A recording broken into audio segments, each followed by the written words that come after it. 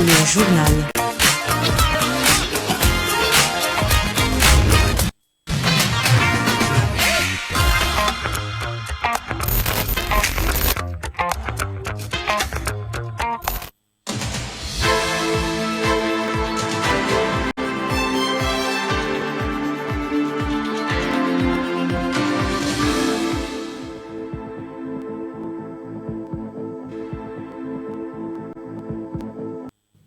Nouveau journal sur votre télévision au Katanga-Si Territoire. Mesdames, Messieurs, bonsoir et bienvenue. Pour commencer, les hauts commissaires des Nations Unies aux droits de l'homme, Volker Turk, a qualifié de grave et d'alarmante la situation dans la partie est de la République démocratique du Congo. C'était dans une présentation faite hier, lundi 16 juin 2025, au Conseil des droits de l'homme à l'ONU à Genève, en Suisse.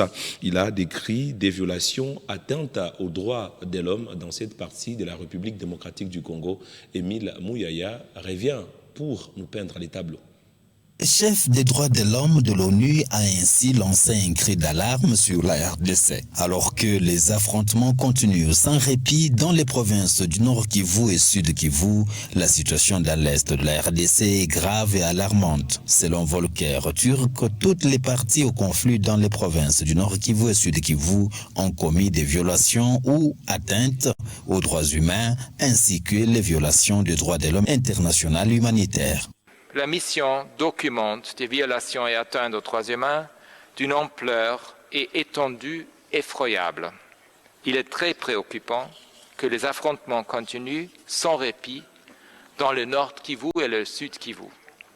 J'appelle toutes les parties au conflit à s'engager immédiatement en faveur d'un cessez-le-feu et à reprendre les négociations et de respecter le droit international humanitaire et les droits humains. Je renouvelle mon appel au Rwanda à retirer ses troupes du territoire de la RDC et à cesser tout soutien au M23. J'appelle aussi tous les États qui ont une influence sur les parties au conflit à encourager le respect du droit international. Je les exhorte à faire tout ce qui est en leur pouvoir pour répondre à cette grave crise dans cette région et à soutenir les efforts de médiation pour trouver une solution durable, notamment en traitant les causes profondes de cette instabilité. Il a fait savoir que les conclusions préliminaires de la mission d'établissement de fait montrent une apparente absence totale des considérations pour la protection des civils pendant et après des opérations militaires. Volker Turk a en outre signalé que lors des combats en début d'année ayant conduit à la conquête des Goma par le M23, soutenu par le Rwanda, il y a eu un effondrement total de la chaîne des commandements quand les forces armées de la RDC se sont repliées. Et puis, en justice, les procureurs généraux, après la Cour de cassation, Firmin Vondé séjourne depuis hier, lundi 16 juin 2025, dans la ville de Bandundu. Ces derniers séjournent dans cette partie de la République démocratique du Congo pour évaluer les travaux qu'a battu les magistrats. On les suit. Et je vous informe que c'est la toute première fois que j'arrive sur cette ville. Je suis venu pour la clôture d'une mission d'inspection, car il y a une semaine, j'ai envoyé une équipe de 3 hauts magistrats qui sont venus pour inspecter le ressort de la province du Kouy, et principalement dans la ville de Bandundu. Donc, je viens pour recevoir différentes doléances selon le travail qui est fait par tous les magistrats, principalement ceux du parquet. Je parle de tous les magistrats parce que je suis aussi membre du bureau du Conseil supérieur de la magistrature. Donc toutes les doléances, je vais devoir les enregistrer. On apportera des solutions là où on peut les apporter directement. Et on tiendra compte de l'ambiance telle qu'elle pourrait se dérouler. Voilà. Le but principal, c'est une inspection judiciaire tous azimuts. Aujourd'hui, je tiens une journée porte ouverte par rapport au travail qui a été fait, qui est fait par les magistrats. Vous en saurez plus peut-être demain, avant que je rentre. Qu'est-ce que vous demandez à la population pour écoutez, une population, je vois qu'elle est là. Certainement qu'elle a des doléances, donc elle est la bienvenue. Et nous sommes là. Pour le temps que ça dépend de nous, des solutions pour le département. Merci. Merci beaucoup.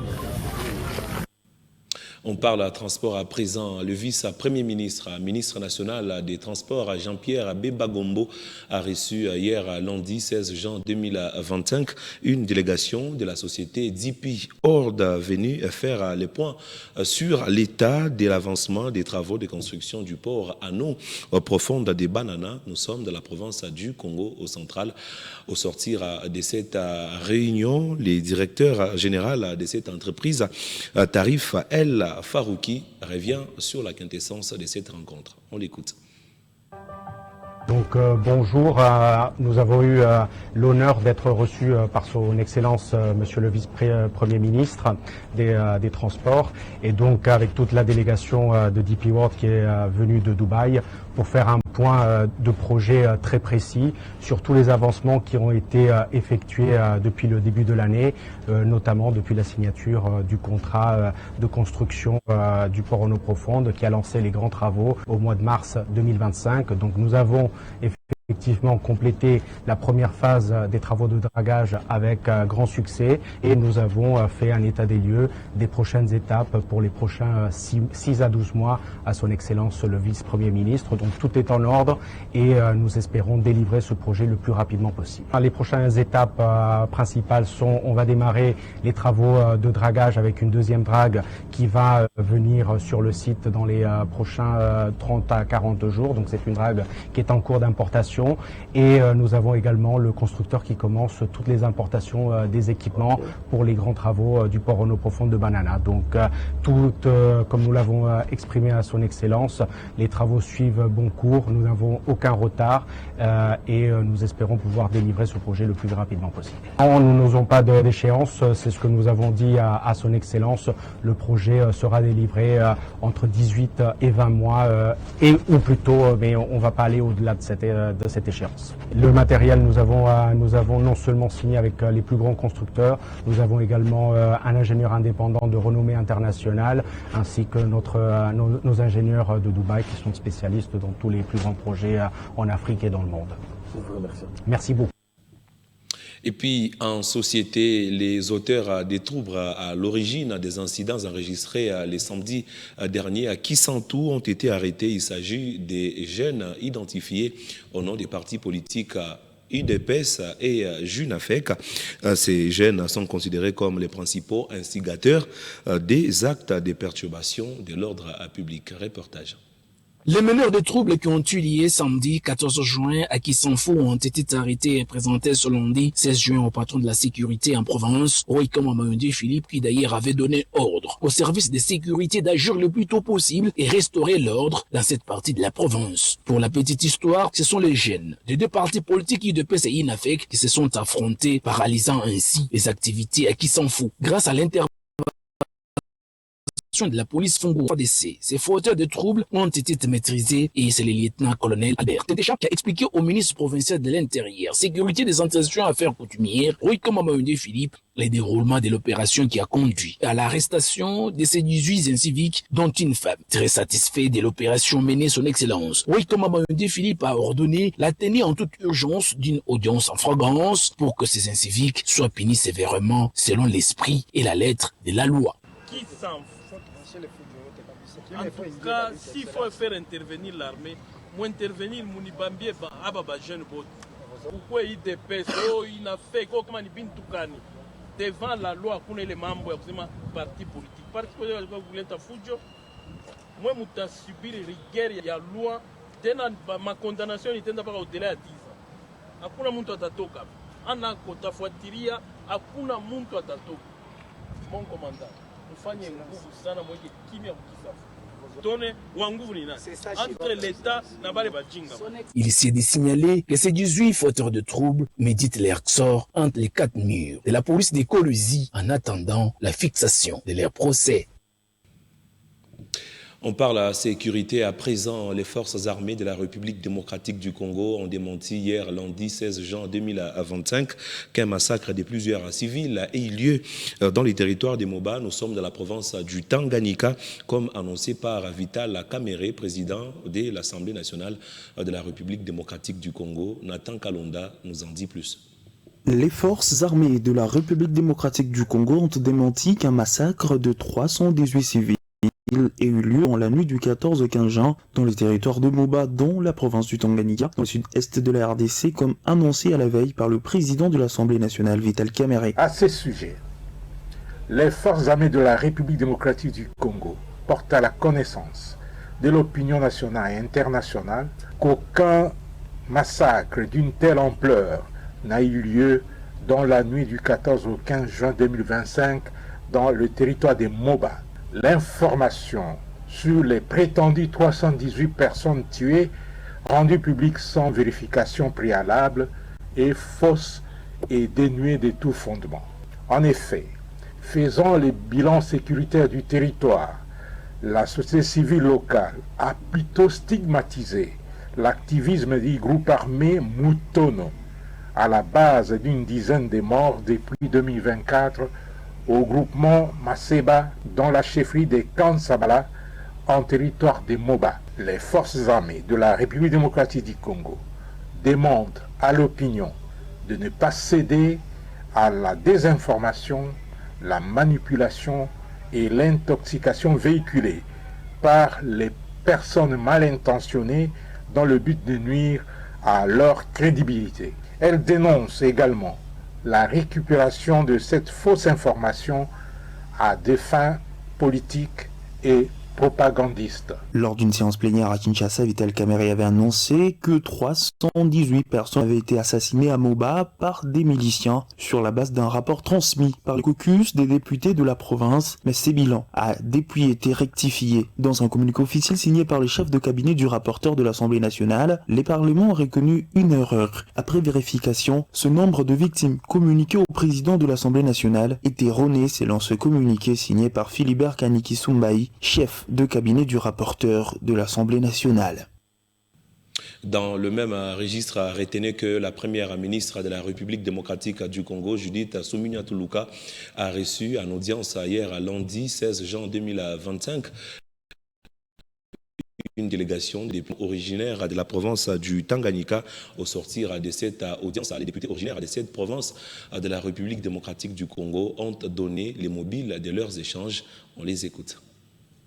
Nous sommes venus faire le point sur la situation générale dans la province du Tanganyika. Nous avons commencé nos vacances parlementaires aujourd'hui. Avant de descendre sur terrain, nous avons passé en revue les différents problèmes que nous avons posés lorsque nous sommes rentrés des vacances en décembre. Et nous avons insisté sur la question de la sécurité. Et nous avons aussi eu l'occasion de préciser le drame qui s'est déroulé à Moba. En fait, il s'agit d'un chiffre cumulé des atrocités connues par la population depuis bientôt 4 ans. Et donc, l'essentiel, c'est l'urgence qu'il y a de trouver des solutions pour la paix définitive dans notre province. La deuxième question concerne les infrastructures qui ont été détruites par les différentes pluies diluviennes.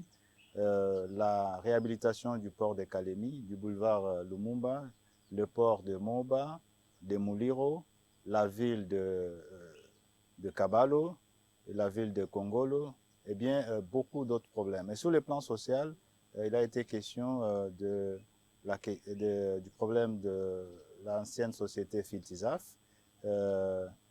où les intérêts des anciens travailleurs sont en jeu, les intérêts de l'État aussi, et il y a un cafouillage total.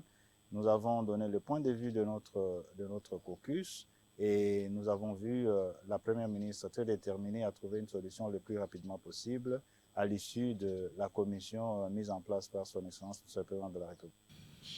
Entre-temps, la société civile des Moba, territoire situé dans la province du Tanganyika, alerte sur l'insécurité grandissante dans cette partie de la République démocratique du Congo. Les gros dans ces reportages extérieurs.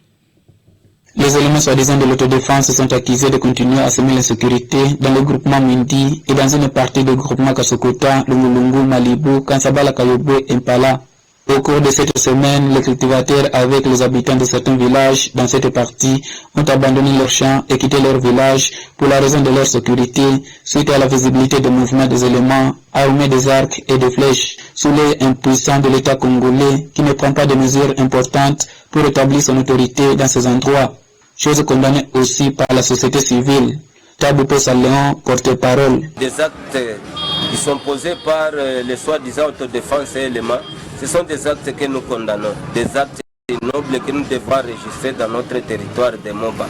Il est vrai que ça fait longtemps que nous leur prodiguons des conseils pour qu'ils leur restent. Tout ce qu'ils sont en train de commettre comme acte, ils leur posent à l'égard de leurs frères qui sont natifs du territoire de Moba. Aujourd'hui, les gens ne savent pas cultiver comme il faut au niveau de Maseba. Ils ne savent pas même moissonner. Donc, Maseba a pris une autre connotation. C'est ainsi que il y a les autres leaders d'autodéfense qui se sont mis ensemble disant que ça ne va pas. Ils ne doivent pas laisser le nom du territoire de Mobadé être éterni par une seule personne. Ils ont pris le temps et le courage de lui rappeler, lui prodiguer trop de conseils, mais il semble que ça n'a pas tenu. C'est ainsi qu'ils ont rédigé ces communiqués en donnant 7 jours aux leaders d'autodéfense Moutono qu'ils puissent déposer tous ces effets pour que la paix revienne dans Maseba. L'État devrait prendre ses responsabilités. Et prendre ses responsabilités, c'est-à-dire quoi? Il doit restaurer l'autorité dans la chefferie Kansabala, groupement Maseba Mouindi et Kariobwe. Et en même temps, il doit renforcer aussi son autorité, qu'on sente que l'État existe. Les civils non concernés et qui n'ont aucun problème continuent à condamner l'État de rester calme face aux bavures que font les éléments à la population, que beaucoup de civils disent ces éléments ne sont plus de l'autodéfense, mais plutôt sont devenus des rebelles contre le gouvernement. Et ça aura été l'essentiel de ces points informatifs sur votre télévision. Je vous reviens d'ici 19h30 pour la grande édition du journal. À tout à l'heure, mesdames. À tout à l'heure, messieurs.